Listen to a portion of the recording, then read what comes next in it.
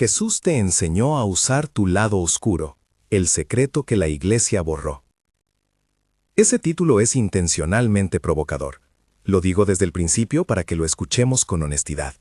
Nos atrae, nos inquieta y nos obliga a preguntar con cuidado. ¿Qué quiere decir exactamente eso de usar el lado oscuro? ¿Se refiere a una técnica, a una moral distinta, a una metáfora profunda? Voy a caminar contigo por esa pregunta con humildad, con información histórica y con prudencia pastoral. Antes de seguir, recemos brevemente. Señor, acompáñanos en este diálogo. Ilumina lo que necesitamos ver y sosténnos en lo que aún no comprendemos. Amén. Imagina una habitación pequeña y humilde, tan solo una rendija por la que entra la luz. En la penumbra, cada objeto se recorta de forma distinta según la mirada. Algunos detalles solo se revelan cuando la vista se acostumbra a la sombra. Esa imagen será nuestro primer anzuelo. Y si la vida interior que Jesús enseñó implica en ocasiones atravesar una noche para que la luz más íntima pueda manifestarse, ¿se trata de una invitación a abrazar la oscuridad como fin en sí mismo o de aprender a transitarla con discernimiento? Si quieres que sigamos leyendo textos apócrifos y probando prácticas seguras, suscríbete. Para entender la pregunta, debemos volver a los primeros siglos del cristianismo. No existió desde el inicio una única voz uniforme. Hubo comunidades diversas, textos que circularon en distintos círculos, enseñanza oral y colecciones de dichos. En 1945, en la región de Nag Hammadi, en el Alto Egipto, se encontraron una serie de códices que contenían escritos hasta entonces desconocidos o poco accesibles para la mayoría. Evangelios, cartas, tratados de carácter gnóstico. Ese hallazgo abrió una ventana poderosa hacia la pluralidad del discurso cristiano primitivo. Entre esos textos aparecen dos que suelen mencionarse cuando hablamos de introspección y conocimiento interior: el Evangelio de Tomás y el Evangelio de María. El Evangelio de Tomás no es una biografía de Jesús en sentido narrativo, es una colección de dichos, muchos de ellos muy austeros, a veces enigmáticos. Algunos se parecen a los que encontramos en los evangelios canónicos, otros adoptan giros que invitan a una búsqueda interior del conocimiento de Dios. No lo presento como una alternativa normativa a los evangelios que conformaron el canon, sino como una muestra de cómo, en ciertos ámbitos, la experiencia íntima y el saber interior adquirieron un lugar central en la espiritualidad de algunos grupos. El Evangelio de María, el fragmento que nos ha llegado y la tradición que lo rodea, ofrece una figura femenina con peso en la comunidad, que introduce reflexiones sobre el alma y el descenso interior. No exageremos, los textos son fragmentarios, a veces contradictorios entre sí, y su conservación fue contingente. La historia del canon no es una conspiración unificada, como si una institución hubiese borrado deliberadamente todo lo que no convenía. Fue, en cambio, un proceso largo, complejo, marcado por debates teológicos, necesidades litúrgicas, políticas, y también por el azar de qué manuscritos se conservaron o se perdieron. Cuando hablamos de apócrifos, conviene aclarar: la palabra indica oculto o no canónico en la práctica habitual. No implica automáticamente falsedad ni sabiduría suprema.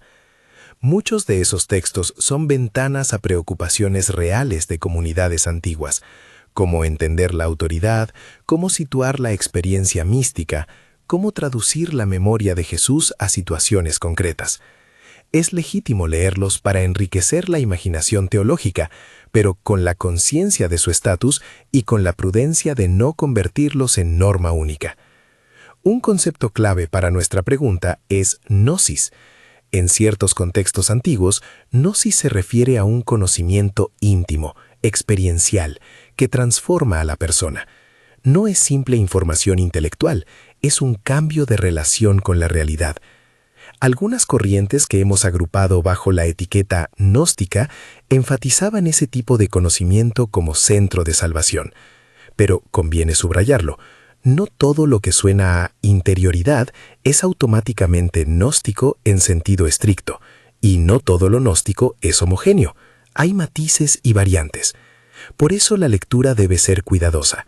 Podemos reconocer afinidades entre ciertos dichos de Tomás, por ejemplo, y prácticas contemplativas, sin concluir que Jesús dio una lección sistemática sobre usar la oscuridad, tal como lo entienden corrientes modernas de misticismo o esoterismo. Para ordenar la conversación, te propongo una distinción práctica. Cuando hablamos de oscuridad en textos religiosos y místicos, normalmente nos movemos entre al menos 3 sentidos diferentes. El primer sentido es el de la ignorancia o la falta de claridad, la oscuridad como ausencia de conocimiento, un estado que la enseñanza busca remediar. El segundo sentido es el poético y espiritual de la noche del alma, un proceso de purificación, de pérdida de seguridades sensibles que prepara para una presencia más profunda de Dios. El tercer sentido es el metafórico del mundo material, visto en algunos textos como opaco frente a la luz del origen divino. Confundir estos sentidos conduce a equívocos. No es lo mismo decir atravesar la noche para llegar a la luz que glorificar la sombra como fuente de poder.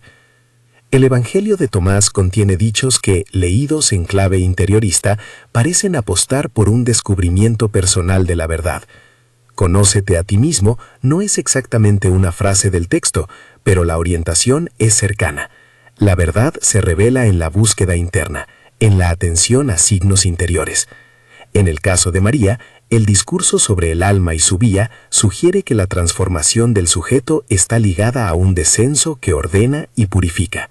Nuevamente, esto no significa que dichos textos autoricen el trato con fuerzas oscuras, ni una práctica instrumental de la sombra. Hablan, más bien, de un itinerario interior. A lo largo de la tradición cristiana occidental, encontramos continuidades y rupturas con esas intuiciones. Un paraguas interpretativo que ayuda es la experiencia de la noche espiritual, descrita por Santa Teresa de Ávila y por San Juan de la Cruz. Ambos no celebran la oscuridad como un fin, sino que la investigan como vía. Teresa habla de despojo y de abandono purificador. Juan de la Cruz escribe con una densidad poética la noche oscura, que conduce al amante, el alma, hacia la unión más profunda con el amado. Su lenguaje es tanto teológico como psicológico y funcional. La noche no es un recurso para manipular la realidad, sino un proceso que, si se lo vive en fidelidad, conduce a una mayor libertad interior y a frutos de amor. Estos místicos colocan una condición decisiva. La noche debe vivirse en comunidad y bajo orientación. Ningún gran texto contemplativo recomienda el aislamiento absoluto ni la búsqueda de fenómenos como objetivo. El discernimiento en la tradición es una práctica permanente. Se examinan los frutos, la humildad del buscador, la coherencia moral. Si la experiencia produce desdén hacia el prójimo, orgullo espiritual o ruptura relacional, algo anda mal. La experiencia auténtica, según esos maestros, se traduce en mayor compasión, paciencia y servicio. Esa insistencia en los frutos nos devuelve a la figura central. Jesús, tal como lo narran los evangelios canónicos, enseña repetidamente sobre la interioridad, la oración en lo oculto, el corazón convertido. Selecciones como el orar en la habitación secreta o el llamado a la pureza de corazón muestran que la vida interior importa. No obstante, Jesús no ofrece un manual técnico sobre usar la oscuridad. Sus parábolas y dichos apuntan a transformación ética y a la apertura hacia el reino, no a experimentos de poder. Decir que Jesús enseñó a usar el lado oscuro como frase literal vulnera la prudencia. Decir que su enseñanza permite un camino que puede implicar pasar por la noche espiritual es más ajustado a los textos y a la tradición. Desde el punto de vista histórico, la eventual marginación de ciertos escritos responde a debates sobre ortodoxia, autoridad litúrgica y coherencia teológica. Padres de la Iglesia como Ireneo y Tertuliano criticaron corrientes que, a su juicio, desviaban la fe hacia especulaciones peligrosas. Al mismo tiempo, muchos textos apócrifos desaparecieron por razones más prosaicas: deterioro material, pérdida de copias, falta de uso litúrgico. No fue un acto monolítico y planificado de borrado, fue un proceso de elección y de memoria social, con todos sus peligros y con sus omisiones.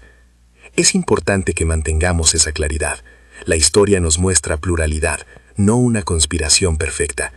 Hablar de borrados masivos sin matices alimenta lecturas sensacionalistas. Sin embargo, reconocer que algunas voces fueron marginadas nos ayuda a ver la riqueza y la complejidad del cristianismo primitivo. Esa pluralidad incluye, entre otras cosas, reflexiones sinceras sobre la oscuridad interior, como espacio de transformación. Antes de adentrarnos en prácticas concretas, quiero dedicar un tramo a los riesgos y a las señales de alerta. La experiencia mística no es garantía de santidad.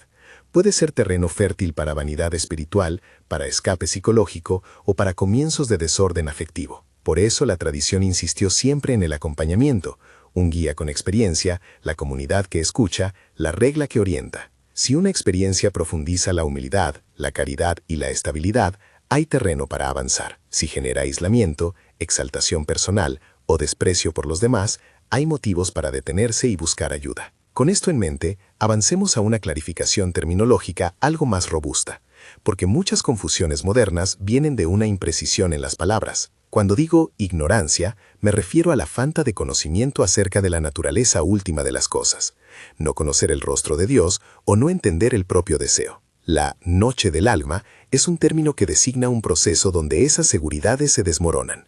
Es dolorosa, pero orientada a purificar los afectos. La metáfora del mundo usa la oscuridad para hablar del desorden del mundo creado, que puede ocultar la verdad del origen divino. Estos tres sentidos pueden entrelazarse en un mismo texto, y allí se juega la ambigüedad que muchas veces excita interpretaciones extremas. Ahora, volvamos a Tomás y a María con un poco más de detalle, cuidando no convertir fragmentos en doctrinas.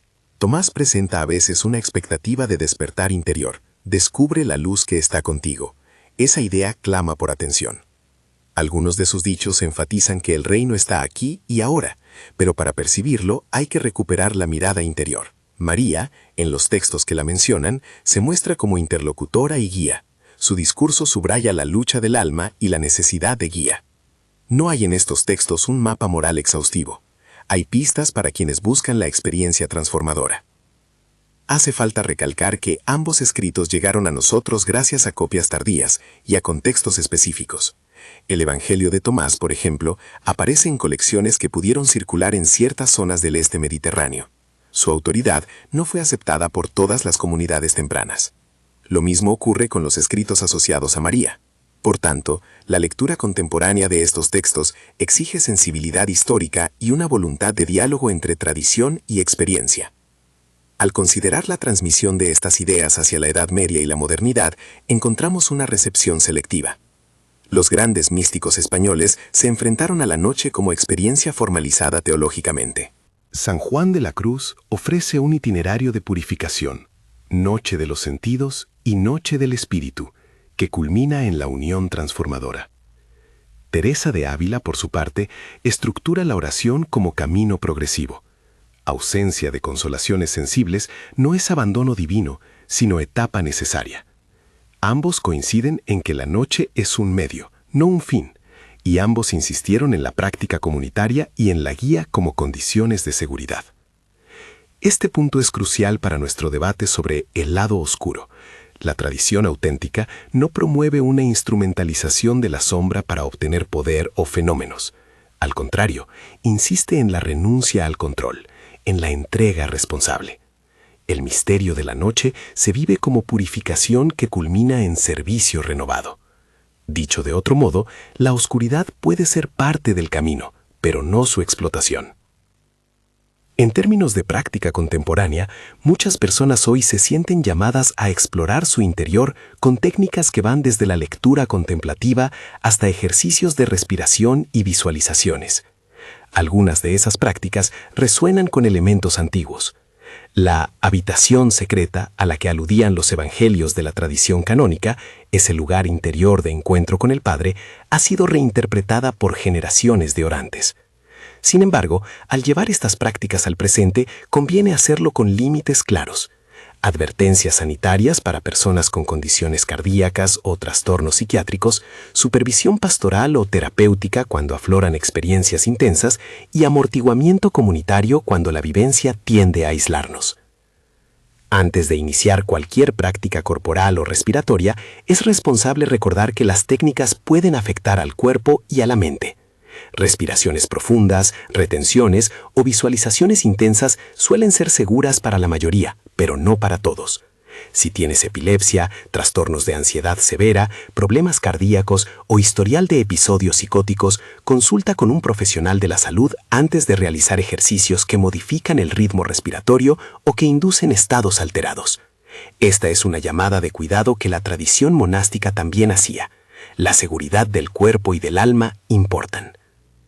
Dicho eso, me gustaría ahora abrir una vía más descriptiva hacia las prácticas contemplativas históricas que dialogan con la idea de la noche espiritual. No voy a proponer fórmulas milagrosas ni a prometer iluminaciones. Sí quiero ofrecer un terreno de práctica sencilla, seguro y comunitario que podrás probar en un contexto de guía.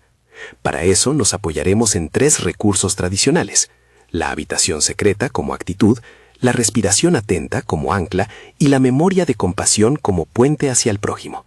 No son recetas, sino ejercicios de apertura. Pero antes de entrar en la instrucción práctica, permíteme detenerme un momento en cómo la ciencia moderna aborda estos fenómenos. En los últimos años, estudios de neurociencia han investigado correlatos de la meditación y de prácticas contemplativas, cambios en la actividad cerebral, patrones de conectividad asociados a estados de calma y correlaciones con la regulación emocional y la variabilidad cardíaca. La investigación sugiere que la práctica sostenida puede mejorar la gestión del estrés y la empatía. Sin embargo, la ciencia no sustituye al discernimiento teológico ni explica el sentido último de la experiencia religiosa. Además, hay tentaciones reduccionistas. Asignar todos los fenómenos espirituales a un único neurotransmisor o a procesos aislados es empobrecedor. Es cierto que en ciertos círculos se especula sobre la función de la glándula pineal o sobre sustancias como el DMT en experiencias visionarias, pero esas hipótesis no constituyen una explicación sólida ni una vía de praxis religiosa. Volvamos a la narrativa histórica y pastoral. El camino de interioridad que aceptaba pasar por la noche, tal como lo encontraron algunos grupos antiguos y lo elaboraron místicos posteriores, ofrece una serie de prácticas y reglas que buscan prudencia. Entre ellas, presencia de una comunidad que acompañe, criterios para evaluar los frutos, límites a la búsqueda de fenómenos y la disposición a que la experiencia transforme la vida cotidiana en caridad. Estos criterios nos protegen del uso instrumental de la oscuridad. Hasta aquí hemos colocado el mapa, el descubrimiento de Nag Hammadi y la transmisión fragmentaria de textos como Tomás y María, la distinción entre sentidos de oscuridad, la voz edificante pero crítica de los grandes místicos, el examen de riesgos y la breve introducción a correlatos científicos. Lo siguiente, que abordaremos en la continuación, será ofrecer una práctica guiada concreta y segura, inspirada en la habitación secreta y en la respiración contemplativa, con advertencias precisas y un anclaje pastoral.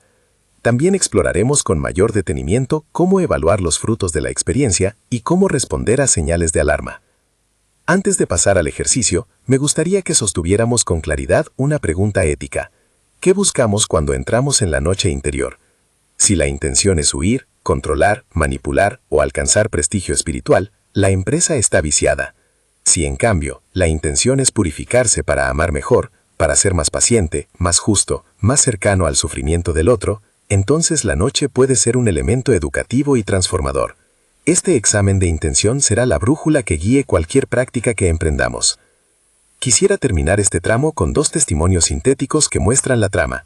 Una mujer monja del siglo XVI describía la ausencia de consolaciones como un frío que la empujaba a buscar a Dios no por sentirlo, sino porque la fe era fidelidad. Un centenario manuscrito gnóstico sugiere a su manera que el conocimiento verdadero nace cuando el buscador se desprende de seguridades externas. Ambos testimonios sugieren que el descenso interior no es un lujo espiritual, sino un proceso de despojamiento que abre para la acción del amor. Sin embargo, la diferencia decisiva está en el acompañamiento. Mientras la mujer monja vivía insertada en una comunidad que la orientaba, muchas de las experiencias descritas en ambientes marginales carecían de reglas claras y se volvieron causa de conflicto. He querido construir este primer tramo como un mapa que nos permita aproximarnos a la práctica con responsabilidad. En la sección que sigue, entraremos en la habitación secreta. Te guiaré en una breve invocación, en una técnica de respiración segura, inhalar 4 tiempos, retener breve, exhalar 6 tiempos, repetir un número moderado de ciclos, y en una visualización de puerta interior que abre hacia la memoria de compasión. Antes de iniciar, haré una advertencia médica puntual y sugeriré cómo anclar la experiencia al regreso para evitar desorientaciones. Detendré aquí la narración para preparar ese momento. En el próximo tramo te ofreceré la práctica guiada paso a paso, con lenguaje directo y pastoral, y luego reflexionaremos juntos sobre cómo reconocer los frutos. Si hasta ahora te está resonando este camino, respira hondo y mantén la atención. Lo que viene exige presencia y discernimiento compartido. Respira hondo y mantén la atención. Lo que viene exige presencia y discernimiento compartido. Antes de iniciar la práctica, una advertencia clara y necesaria. Si tienes problemas cardíacos, epilepsia, historial de psicosis, ansiedad severa o cualquier condición médica o psiquiátrica relevante, consulta con un profesional sanitario antes de practicar técnicas de respiración o visualizaciones que alteren tu ritmo habitual. Si en algún momento te sientes mareado, angustiado o desorientado, detén el ejercicio y busca apoyo en alguien de confianza o en un profesional. La seguridad del cuerpo y de la psique es tan importante como la del alma. La tradición cristiana siempre ha protegido a quienes practican con presencia comunitaria y guía. Invocación breve. Pon las manos con suavidad sobre el regazo o sobre el pecho, como quien busca sostén. Entramos en silencio con una breve oración. Señor Jesús, abre en mí la habitación donde te buscas con humildad. Acompaña mi respiración, guarda mi corazón, y no permitas que mi búsqueda dañe a nadie. Amén. Postura. Siéntate con la espalda erguida pero relajada. Apoya los pies en el suelo si estás en silla. Si estás en el suelo, adopta una posición cómoda. Suaviza el rostro, suelta tensiones del cuello y de los hombros. Cierra los ojos si te resulta seguro, o mantén la mirada suave en un punto frente a ti. La idea no es forzar un estado, sino ofrecer al cuerpo una estructura que lo sostenga. Ancla corporal. Coloca una mano sobre el abdomen y otra sobre el corazón. Siente cómo la mano de abajo se eleva y desciende con la respiración. Ese movimiento será tu ancla. No busques nada extraordinario. Observa con amabilidad cómo el aire entra y sale. Instrucción de respiración. Inhala contando mentalmente hasta 4. Mantén la inhalación por un instante confortable. No una retención rígida, solo una pausa suave. Y exhala contando hasta 6. Este ritmo favorece el alargamiento de la exhalación, lo que activa el sistema parasimpático y ayuda a calmar la reactividad. Repite este ciclo 5 o 6 veces, sin forzar. Si en algún momento te resulta incómodo, vuelve a tu respiración normal. Mientras inhalas, acoge. Mientras exhalas, suelta. Frases interiores. Al ritmo de la respiración, incorpora una breve frase interior que no haya intención de producir maravillas, sino de orientar el corazón. Al inhalar, piensa o susurra interiormente, recibo. Al exhalar, confío. Si esas palabras por alguna razón no te resuenan, puedes cambiarlas por otras de corte bíblico o pastoral. Por ejemplo, Señor, aquí, enséñame. Pero evita frases grandilocuentes o que alimenten la fascinación por lo extraordinario. La meta es instaurar una actitud de apertura y humildad. Visualización de la puerta interior. Tras algunos ciclos, imagina ante ti una puerta sencilla, no ostentosa. Una hoja de madera vetusta, quizá con una pintura algo gastada, o una cortina ligera que se mece con la brisa. Esta puerta representa tu habitación secreta. Es el lugar interior donde dialogas con Dios y donde se procesan los afectos. No intentes forzar que se abra. Simplemente preséntate ante ella con respeto. Observa su color, su textura, la manera en que la luz choca con su contorno. Si aparece miedo o resistencia, reconócelo sin dramatizar. Veo mi miedo. Repite internamente. Y vuelve a la respiración. Entrada simbólica. Si te sientes llamado, imagina que tocas la puerta y que con suavidad se abre. No busques espectáculos. Lo que sucede en la mayoría de los ejercicios contemplativos es un silencio más fino, una percepción más atenta. Al entrar, no despliegues curiosidad por fenómenos. Ofrece lo que tengas: un nombre, una carga, una sensación. Puedes llevar un gesto simple, una vela imaginaria, un cuenco, una palabra, y dejarla en el centro. El ejercicio no pretende crear una experiencia intensa, sino entrenar la disposición a la presencia. Memoria de compasión. Con la habitación interior abierta, dirige ahora el corazón hacia la memoria de compasión. Elige a una persona por quien sientas gratitud o preocupación. Puede ser alguien cercano, un desconocido que viste en la calle o una figura histórica que te conmueve. Inhala con la palabra recibo. Y al exhalar dirige mentalmente una bendición. Que tengas paz. O que seas sostenido. Repite 2 o 3 veces para esa persona. Luego dirige la misma práctica hacia alguien con quien hayas tenido conflicto, ofreciendo una bendición sencilla. Te deseo alivio. No necesitas perdonar inmediatamente. La intención de bendecir ya es un trabajo de gracia. Ahora dirige la memoria de compasión hacia ti mismo. Observa sin autoindulgencia ni dureza qué aspecto tuyo necesita ahora compasión. Al inhalar, reconoce, esto es mío. Al exhalar, bendice, que encuentre alivio. En los ejercicios antiguos, esta vuelta al propio corazón es crucial. La noche del alma no es indiferente a la propia fragilidad. La compasión que se cultiva aquí debe manifestarse luego en actos concretos de cuidado y servicio. Anclaje final. Para volver, establece una palabra de anclaje que te traiga al presente y que te recuerde la orientación ética del ejercicio. Puede ser gracia, camino o presencia. Repítela 3 veces en voz baja o interiormente. Siente cómo las manos vuelven a su lugar en el cuerpo. Nota el soporte de la silla o del suelo. Si necesitas, mueve despacio los dedos. Abre los ojos con suavidad y toma un sorbo de agua. No te apresures a contar la experiencia ni a imponerla. Guarda lo vivido con sencillez. Cierre práctico. Antes de concluir del todo, recuerda registrar una implicación concreta. ¿Qué gesto de caridad harás hoy que articule esta práctica con la vida cotidiana? Puede ser una llamada a alguien en dificultad, un acto de servicio pequeño o un momento de silencio en el que escuchar a otro. La noche que aceptamos no es un refugio privado, sino un entrenamiento para amar mejor. Reflexión sobre riesgos. Quisiera detenerme un momento en cómo distinguir una experiencia significativa de signos que requieren atención externa. Los frutos saludables suelen incluir una mayor claridad para ver las necesidades del otro, una humildad que reduce la búsqueda de prestigio, una estabilidad en las relaciones y una integración de la práctica a la vida diaria.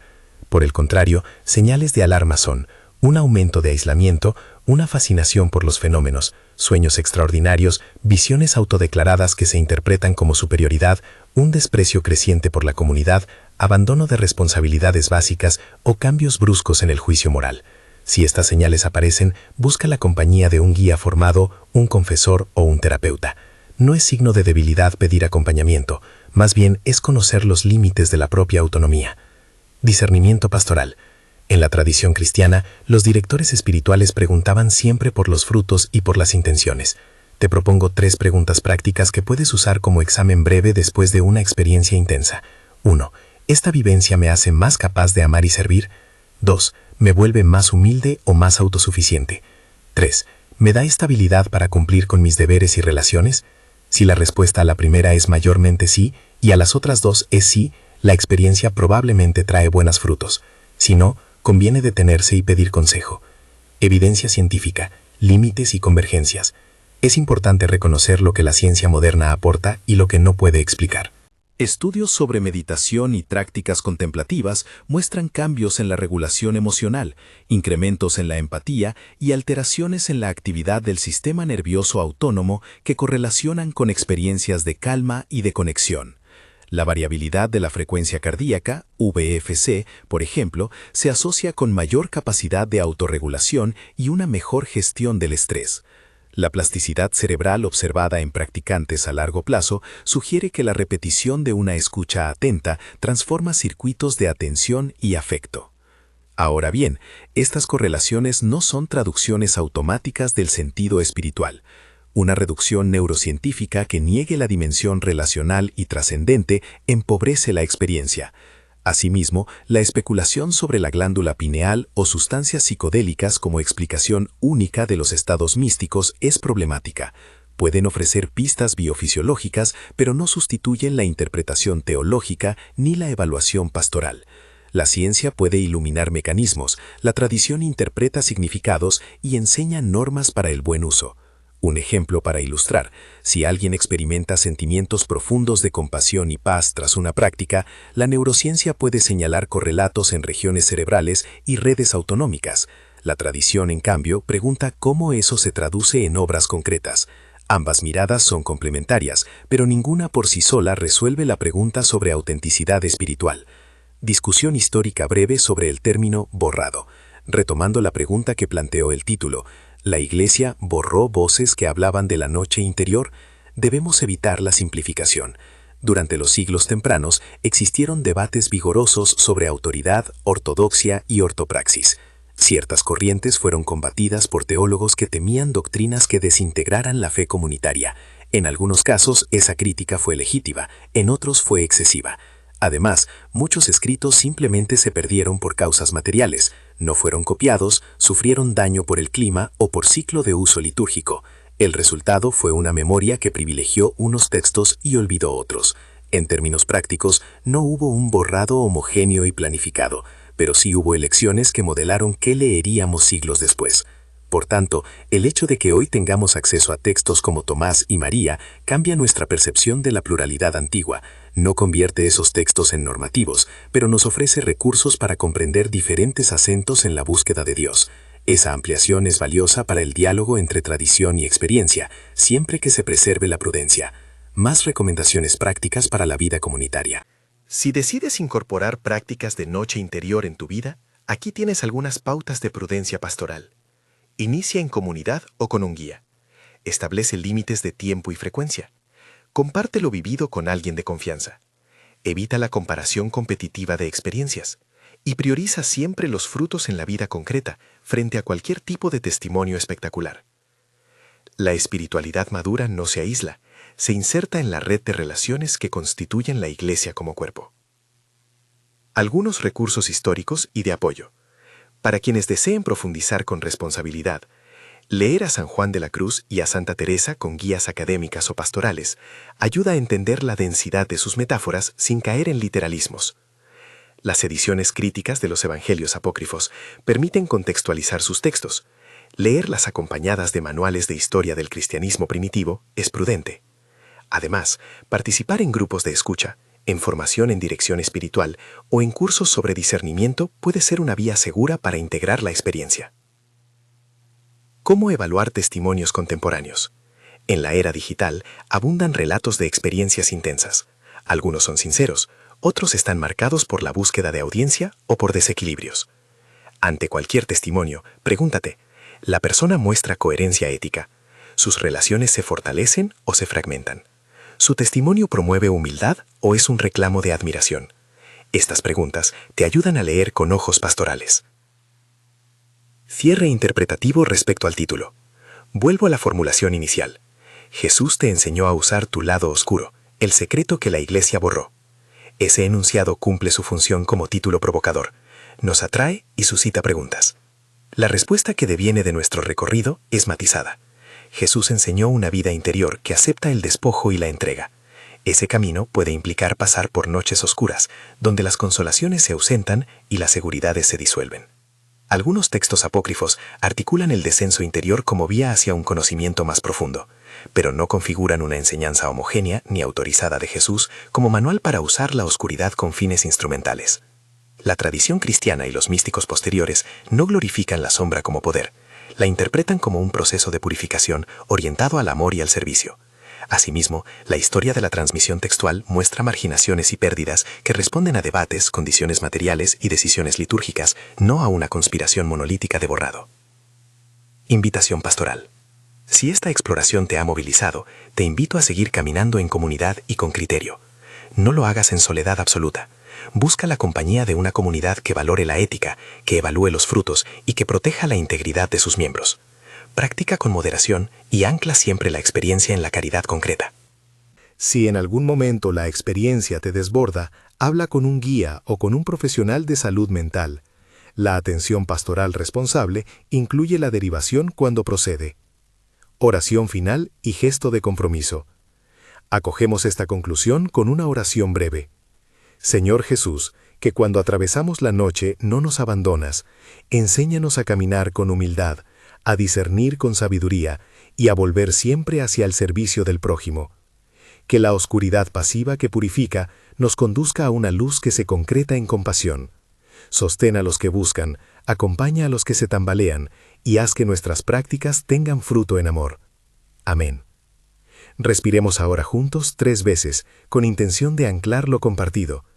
Inhala, recibo. Exhala, confío. Inhala, recibo. Exhala, confío. Inhala, recibo. Exhala, confío.